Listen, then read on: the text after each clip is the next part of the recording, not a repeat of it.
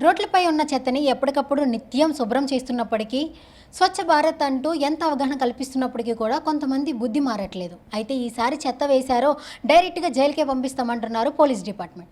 మరిన్ని విషయాలు దీని గురించి మనతో చర్చించడానికి బోరుబండ ఇన్స్పెక్టర్ సురేందర్ గౌడ్ గారు ఉన్నారు. ఆయనతో మాట్లాడిద్దాం. నమస్తే సార్. నమస్తే అమ్మా. సార్, ప్రస్తుతం చూసుకున్నట్లయితే ఎక్కడ చూసినా చెత్త వేశారో జైలుకే పంపిస్తామన్న నినాదం అయితే మంచిగా స్ప్రెడ్ అయింది జనాల్లోకి. వాళ్ళు కూడా పాజిటివ్గా తీసుకుంటున్నారు. దీని మీద అసలు ఈ యొక్క యాక్ట్ ఎలా వచ్చింది, దీని మీద మరిన్ని విషయాలు ఏం చెప్తారు? ఇది సపరేట్గా ఏమీ యాక్ట్ లేదు, ఆల్రెడీ యాక్ట్ ఉంది, ఇది అమల్లో ఉంది. కాకపోతే రీసెంట్గా మీరు చూస్తున్నారు, ఒక 4-5 సంవత్సరాల నుంచి ఈ రోడ్డు మీద చెత్త చెదారం వేయడం వల్ల ఈ అన్ని ఆల్ కైండ్స్ ఆఫ్ పీపుల్ వాళ్ళు చెత్త డిఫరెంట్ మాంసం ముక్కలు వేయడం వల్ల ఏంటంటే ఈ పెట్ డాగ్స్, పిల్లులు, కోతులు, ఈ కుక్కలు చిన్నవి అవి ఈ మాంసం ముక్కలు ఇవి ప్రార్థనా స్థలంలో పోయినప్పుడు ఒక వర్గం వారు ఇంకో వర్గం వారి మీద వేయడం, ఇవన్నీ చేయడము, ఈ లాండ్ ఆర్డర్ ప్రాబ్లం కూడా జరుగుతున్నది. ఈ విషయంలో పోలీసు వాళ్ళు కూడా చాలాసార్లు సఫర్ అయిన సందర్భాలు కూడా ఉన్నాయి. అట్లాగే ఇది యాక్సిడెంట్లు అయ్యే అవకాశం కూడా ఉంటుంది. వాళ్ళు చెత్త పడేసేసి అన్యన్ ప్లేస్లో మన పబ్లిక్ ప్లేస్లో పడేసిపోతే అది రోడ్డు మీదకి వచ్చి వాహనదారులు పర్టికులర్గా ఈ 2 వీలర్ ఎవరైతే ఉన్నారో ద్విచక్ర వాహనదారులు దాని మీదకి వెళ్ళిపోయినప్పుడు స్కిడ్ అయి పడడము, ఆ చెత్త రోడ్డు మీదకి వచ్చినప్పుడు ఎవరైతే పెడిస్ట్రేషన్ ఉన్నారో వాళ్ళు మధ్యలో రోడ్డు మీదకి వెళ్ళి నడవడం వల్ల యాక్సిడెంట్ జరిగిన సందర్భాలు కూడా ఉన్నాయి. ఇవన్నీ దృష్టిలో పెట్టుకొని మా డీసీపీ గారు, వెస్ట్ జోన్ డీసీపీ గారు విజయ్ కుమార్ సార్ ఐపీఎస్ గారు మాకు ఈ గణేష్ సందర్భంగా పెట్రోలింగ్ చేస్తుండగా అది ఒకసారి చూసి 2-3 ఈ పబ్లిక్ ప్లేస్లో చెత్తను చూసి మాకు ఇన్స్ట్రక్షన్ ఇవ్వడం జరిగింది. ఈ బిఎన్ఎస్ కొత్తగా వచ్చిన బిఎన్ఎస్ చట్టం ప్రకారం 292లో క్లియర్గా రాసి ఉంది, ఈ గార్బేజ్ ఎవరన్నా పబ్లిక్ ప్లేస్లో పడేసినట్టయితే వాళ్ళకు 1000 రూపీస్ జరిమానా ఇస్తారంటని చెప్పి. అట్లాగే మాకు city police act Hyderabad city పర్టికులర్గా సైబరాబాద్ అండ్ రాచకొండ వాళ్ళకి ఇవి ఒక 70B అనేది యాక్ట్ ఉంది. దానికి ఒక 8 డేస్ వరకు జైలు కూడా పంపించచ్చు.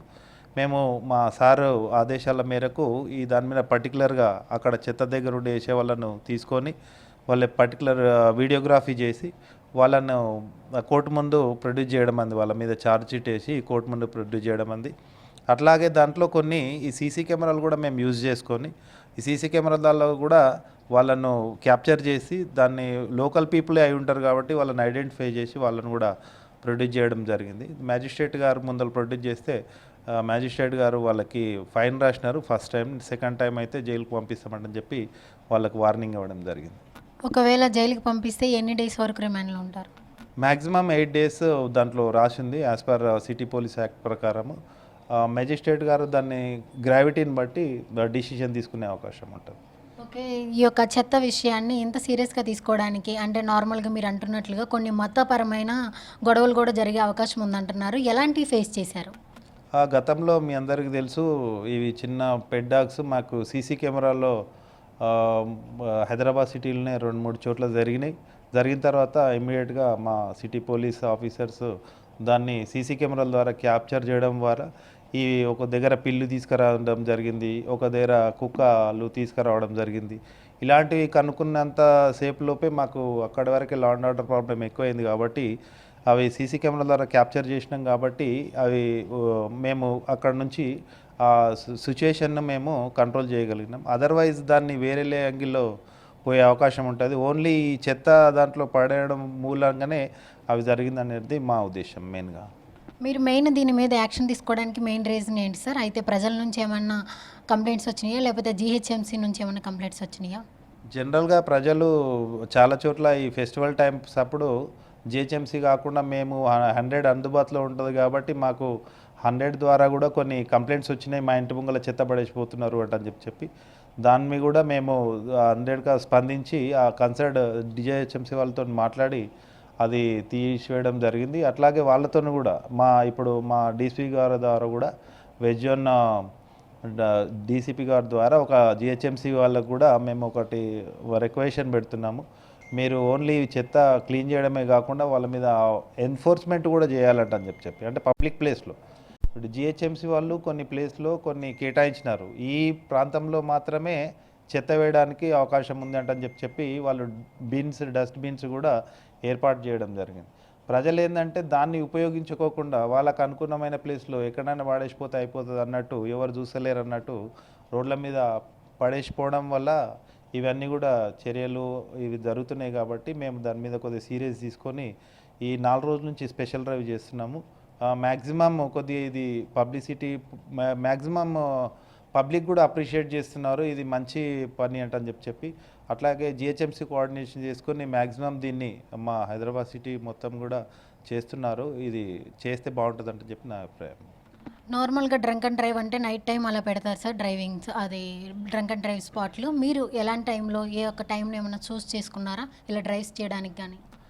చెత్త వేయడానికి పర్టికులర్ టైం అనేది ఏమి ఉండదు.